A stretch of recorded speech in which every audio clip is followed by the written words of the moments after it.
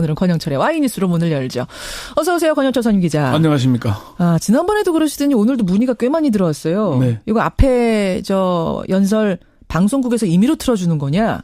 이게 공직선거법에 따른 후보자 연설입니다. 예. CBS와는 무관하다는 점 반드시 알아주시기 바랍니다. 그리고 오늘 오후 2시에는 문재인 후보 연설 방송도 한 20분 배정이 돼 있다는 거 참고하시고요. Y뉴스 주제가 뭡니까? 오늘부터 이제 사전 투표가 실시되죠. 예. 그런데 어제부터 실시되는 여론조사 결과의 공표가 금지됐습니다. 그렇죠. 일명 깜깜이 선거로 불리고 있는 거죠. 예. 그렇지만 미국이나 영국, 독일 등에서는 여론조사 공표 금지 기간을 따로 두지 않고 있습니다. 그래서 왜 대선 후보 여론조사 우리나라만 깜깜이일까 이렇게 주제를 정해봤습니다. 그러니까 금지 기간 중에 여론조사 결과를 공표하거나 보도하면 어떻게 되는 건가요? 이게 당연히 처벌받습니다. 공직선거법 256조 3항에 108조 1항을 위반한 자는 2년 이하의 징역 또는 400만 원 이하의 벌금에 처하도록 되어 있고요. 2년 이하의 징역. 공직선거법 108조는 누구든지 선거일 전 6일부터 선거일의 투표 마감 시각까지 선거에 관하여 정당에 대한 지지도나 당선인을 예상하게 하는 여론조사의 경위와 그 결과를 공표하거나 인용하여 보도할 수 없다고 규정하고 있습니다. 그러니까 조사 자체가 불법은 아니에요. 이 기간에도 조사는 할 수 있지만 네. 발표, 공표를 못한다는 건데 실제로 공표했다가 처벌받은 사례도 있습니까? 언론사에서 보도했다가 처벌된 전례가 있습니다. 그래요? 1997년 15대 대선에서 여론조사 결과 공표 금지를 위반해서 당시 한겨레 신문의 김종철 기자가 벌금 100만 원을 확정이 된 적이 있고요. 헌법 소원을 냈는데도 헌재가 공직선거법을 합헌이라고 결정한 적이 있습니다. 그런데 이 법률은 결국 2005년에 당시에는 선거운동 기간 내내 공표하면 안 되게 돼 있었거든요. 22일 동안. 대선 같으면 22일. 근데 지금은 그게 2005년에 6일간, 일주일간이죠. 선거일 포함해서 일주일간으로 줄어든 겁니다. 단축이 된 겁니다. 네. 자, 그렇다면 왜 우리나라만 이렇게 깜깜이 선거, 블랙아웃 기간을 두도록 하는 것이냐? 오늘의 주제 그거죠? 네. 왜입니까? 한마디로 국민을 주권자로 보는 것이 아니라 대상자로 낮춰보기 때문일 겁니다. 무슨 말씀이세요? 대한민국 헌법 1조 2항 우리가 촛불 집회를 하면서 많이 들었던 내용이죠. 대한민국의 주권은 국민에게 있고 모든 권력은 국민으로부터 나온다. 예. 분명히 규정하고 있습니다. 예. 그런데 정치권에서는 그렇게 보지 않는다는 거죠. 오피니언 라이브 윤희용 이론분석센터장은 정치권에서 국민을 주인이나 주체로 보지 않는 문화 때문이다. 이렇게 진단합니다. 다시 말해서 국민은 여론조사에 휘둘리는 존재다 이렇게 본다는 거예요. 그렇죠. 주체적이지 못하다. 예, 최창렬 용인대 교수도 여론조사 결과 공표 금지를 유지하는 건 과거의 낡은 방식이다. 리얼미터 이택수 대표는 국회에서 법 개정의 필요성을 느끼지 못하고 있기 때문이다. 이렇게 진단하고 있습니다. 그래요. 그러니까 네. 폐지하자는 여론이 전문가 쪽은 많습니까? 전문가들뿐만 아니라 국민들도 대다수가 이제는 그런 거 필요 없지 않냐 이런 얘기입니다. 여론조사 결과 공표 금지 조항을 폐지하는 첫 번째 이유는 가짜 뉴스가 판칠 가능성이 높기 때문입니다. 이미 가짜 뉴스 홍수 사태 아닙니까? 맞아요. 금지되고 있으면은 근데 이런 여론조사 결과가 나왔다라고 하면서 계속 가짜 뉴스를 흘리는 거죠. 이거 비밀인데 뭐 이러면서. 예. 두 번째는 국민의 알 권리 침해이기 때문입니다. 예. 사실 여론조사는 계속되고 있죠. 그렇죠. 알만한 사람은 다 압니다. 하루에도 결과가 굉장히 많이 나온답니다. 결국 일반 유권자만 잘 모르고 있기 때문에 이거를 공표하지 않는 것은 당연히 국민의 알 권리 침해가 되는 겁니다. 예. 세 번째 이유는 뭐죠? 시대가 변했기 때문입니다. 시대가 변했다. 1960년대나 체육관 선거를 하던 때가 아닌 1960년대나 1987년에는 이른바 새몰이 정치였습니다. 여론조사가 활성화되기 전이었죠. 네. 그러니까 여의도에 100만 명이 모였다, 부산 어디 수영만에 100만 명이 모였다 이런 식의 보도가 많았거든요. 그렇죠. 1990년대 통합공직선거법을 만들 당시에도 여론조사가 활성화되지 않았습니다. 아하. 여론조사가 처음 법에 등장하는 게 1992년이거든요. 92년 전에는 없었어요, 여론조사라는 게? 여론조사 법에 규정하는 게 그때 등장합니다. 그리고 1994년에 통합선거법, 공직선거법이 만들어지면서 이렇게 법률 내에서 108조 1항 여론조사 결과 공표 금지가 이제 명문화된 겁니다. 그런 거군요. 결국은 이 눈 가리고 아웅하는 격이 되는 겁니다, 이게. 지금까지 알만한 사람 다 아는데 일반 유권자만 모르면은 그게 어떻게 되겠습니까? 그렇죠. 그리고 이미 국민들도 인터넷이나 모바일을 통해서 이젠 언론 보도가 아니더라도 충분히 알 수 있게 된 겁니다. 흐름이 뭔지는 대충 안다는 거죠. 예. 최창렬 교수는 국민의 알 권리 차원 이전에 선거판의 혼탁을 막고 표심을 왜곡시키거나 교란시키는 것을 막기 위해서라도 폐지가 맞다라고 이렇게 얘기를 하고 저는 있습니다. 그러니까 이 말이 굉장히 공감이 되네요. 그러니까 네. 왜곡을 막기 위해서 여론조사 공표 금지 기간을 둔 건데 네. 오히려 그게 더 왜곡을 시키는 결과를 낳을 수도 있다는 얘기. 오히려 더 가짜 뉴스가 판치게 만들 수 있다는 것이죠. 네 번째 이유가 또 있습니까?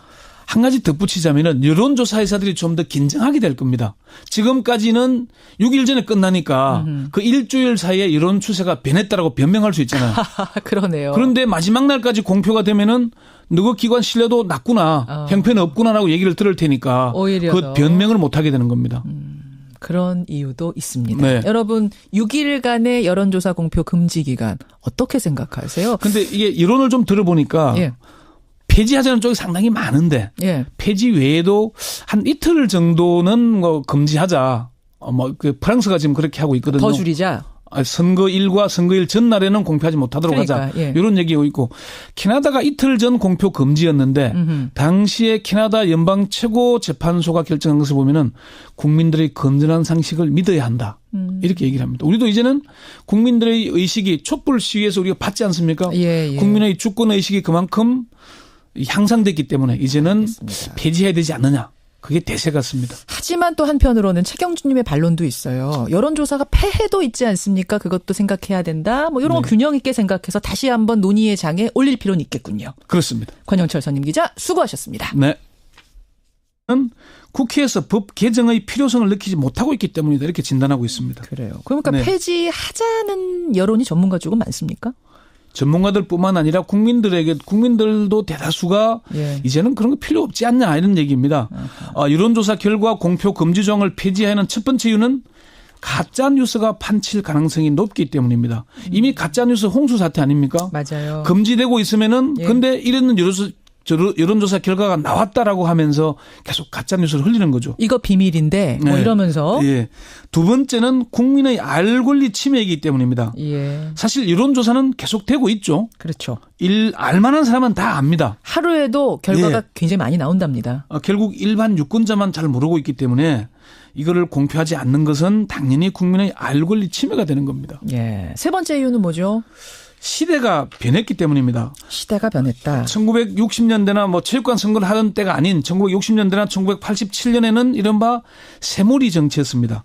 여론조사가 활성화되기 전이었죠. 네. 그러니까 뭐 여의도에 100만 명이 모였다, 부산어디 수영만에 100만 명이 모였다 이런 식의 보도가 많았거든요. 그렇죠. 1990년대 통합공직선거법을 만들 당시에도 여론조사가 활성화되지 않았습니다. 아하. 여론조사가 처음 법에 등장하는 게 1992년이거든요.